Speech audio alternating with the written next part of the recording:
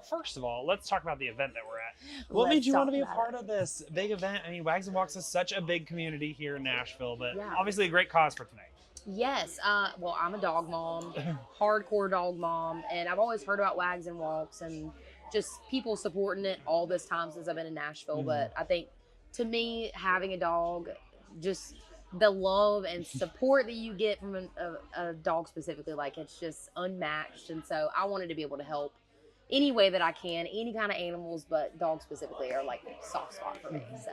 Yeah, what kind of dog do you have, and what's its name? I'd love to hear more. I have an 8-year-old blue heeler. Her name is Dolly. Oh, cute. And she has been with me from the time I moved to South Carolina until now. So she's been my little support system throughout my whole Nashville process. Perfect. Well, and I'm just pulling up my notes because I took some notes for you because I Yeah. want to make sure we got everything. So, Dive Bar Beauty Queen, first of all, fabulous. Thank So good. Talk to me about kind of the layout of it, because we have some bangers in there, but then you intermix kind of those slower, more meaningful songs intertwined, but it's not like in a row. Right. So I always just think the drafting of an album, it's so intentional, obviously, but I want to hear your thought process throughout as you built it. Yeah, I mean, it's funny because I think every album is different for me, and you kind of always start out with your front runners.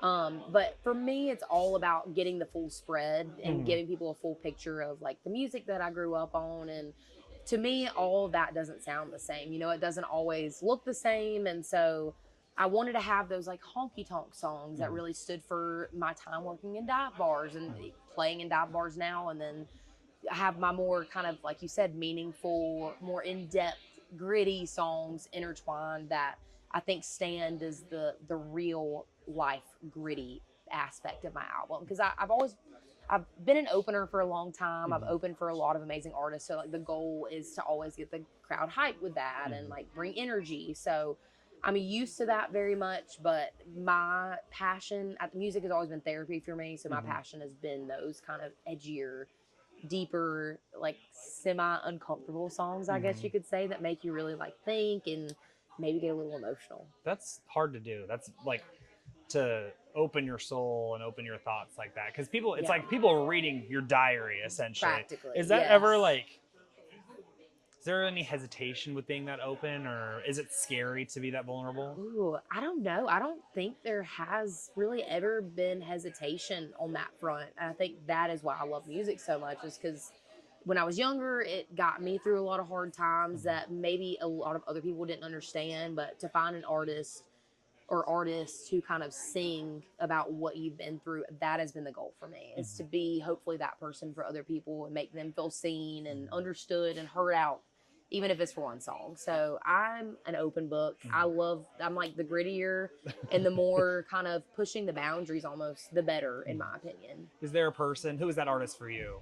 I mean, there's multiple. There's been, I mean, from beginning, I'd say like George Jones is one of those people that my dad loves, that I think as I've gotten older, I've really started to understand why he loves him so much. And it's because my dad went through, you know, a lot of stuff in his life and a lot of hard trials and relationship things with other people, like, you know, watching his dad, and that George Jones sings a lot about, you know, and it's all, again, really gritty, kind of hard-hitting topics, but I think it made my dad feel seen. It made him feel understood. And so I don't think you can really go wrong with being an open book with people if that's what you truly desire, you know. Well, it's funny that you talked about some of these songs being like the honky tonk songs. I Yes. do want, like, when I was listening to it, I was like, yes, I would love to hear this in a dive bar, in like the best way. Yeah. You know? One of my favorite songs was Yard Sale. Thank you. And I did, like, it was just clever and fun. It's a and fun like, one, yeah. Is there one that you are shocked that people have really liked, or one that you really hoped people would like and you kind of seen that? Yeah, well, Yard Sale I do love, because I kind of wrote that one as like a story of what I would imagine a woman from Piedmont, South Carolina, that is what would have went down if her man screwed her over. And you could really visualize, like, you did a very good job storytelling Thank that, you. because one thing about me is I'm a visual Gotta see person. it. Yeah, and I think that's another goal of songwriting too. But I love that one. I feel like people have really, funny enough, like resonated with it, even though it's not super hard hitting and like touching. It's one of those fun, let loose songs that I think is reminiscent of a lot of stuff that I grew up on. I think Wasn't the Chevy is my most ballad-centric song, I think, on the record. And I didn't really know how people were going to take to that because, again, I've been so used to releasing honky-tonk music and dance music and stuff to drink a beer to. So I was excited to put that side of me out there, I guess, and people have like hardcore resonated with it in a way that I haven't seen with any other song on the record. Like, they've all resonated, but that one in particular has really touched a nerve, is the best way I know how to say it with people. And I love that song because I don't think I hear a lot of like songs talking about self-reflection and like what we did wrong, where we went wrong. It's always kind of about the other person or how they went and did you wrong. But I think in that one, it's about self-reflection, owning up to your mistakes. And I don't know, there's just a special part about that in life. And I think once you hit that point in life, it's a positive step in the right direction, you know? And then first headlining tour. Yes, finally. Dude, that's crazy. Yes. What has that been like? Just as going from you've toured with so many people, you've done so much festivals galore.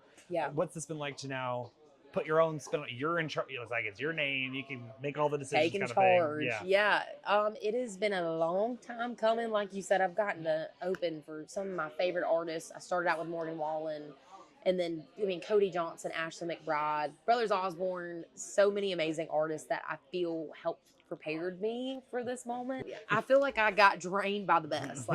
That's the best way I know how to put it. But just watching them on stage, and Luke Bryan, I have to throw him in there because he lit a fire under my butt that I had needed for a while. After doing this I've been on the road for 12 years, but then touring for about 6 of those years in Nashville. So I think those artists have really helped me kind of step back, take a look at what I'm doing, and take away all the extra mess of it all. Because after you're here for so long, you kind of get wrapped up in the business and things that kind of don't really matter when it comes down to the live aspect. But headlining tour, I've just been waiting so long to do this, and it's been nice to finally have enough time to play all my original music instead of having to pick like 5 of my favorites and put it out there. So it's been great. I mean, people have shown up. They have sang every song, and we've got a couple more dates. So I'm just ready. We're going to Florida this weekend. Take me there. Yeah. Is there like a piece of advice or something that you took away from these aspects? Because I've heard from people be like, for instance, Morgan. I've talked to some of people that were with him. He can just like fill the space. So is there something that you've really taken away from these artists that you tried to implement into your own camp? I think out of all the artists I've been on tour with, I have loved it so much because they've all shown a genuineness on stage that I'm not saying you won't see anywhere else, but it's just, they bleed it. Like, it is them through and through. They're not putting on an act. And I think that is so important to artistry, personally. I think the more you can go out there with your heart on your sleeve and be yourself, people are going to see that in you, and hopefully the people you want to be listening to your music are going to resonate with that. And just watching them, I'd say that is the biggest thing. I mean, Luke Bryan, watching him after all these years being in it, still go out there and act like he is a 16-year-old who is having way too much fun after, again, all the years he's been doing it. It's just so inspiring to me. I'm like, there is still that attitude out there. You still can be that chipper going into it. So yeah, I mean, just the attitude and the approach to everything, I think I've always been kind of studying a little bit. Well, yeah, I feel like in any industry, you can get cynical from like the mundane repeating of this. So I think that is cool to kind of have that refreshing take, like, oh, you can have that attitude still, even after all the years. So I think that's really cool. Shift of perspective sometimes. Well, and now you're in that headlining seat, and like, for instance, you're with Rye Davis opening up for you. Yeah. What's that dynamic like, trying to instill a little bit of wisdom, take a little things away, like set the tone? Oh my goodness, they don't need any wisdom from me. But no, I think the biggest thing with this tour was to bring the vibe of the dive bar beauty queen. And I've got some girls on the roster, I've got some guys on the roster, but I think the biggest thing, I wanted to bring great music.